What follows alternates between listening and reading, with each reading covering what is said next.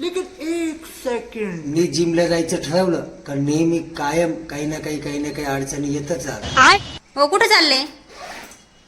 जिमला चाललो, किती दिवस झाले जिमला गेलो नाही मी. काय सारखं जिम जिम करत राहतो? किचनवर भांडे पडले ते कोणी घासायचे?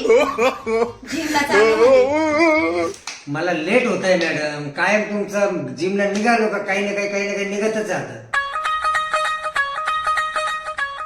बरं ठीक आहे, तुम्हाला माझ्यासाठी पण वेळ नाही, कामासाठी पण वेळ नाही ना. बरं ठीक आहे, जाऊ दे, जा जिमला, तू करा जिम. कायम जिमला निघलं का काही ना काही बुलबुल लावितच राहते तू.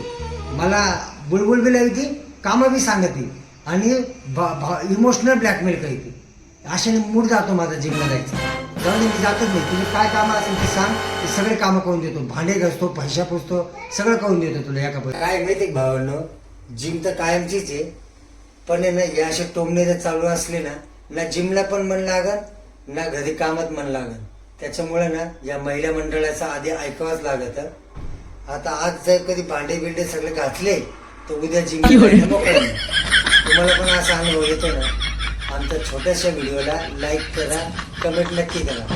हा, आणि उद्या जिमला जायचं का नक्की.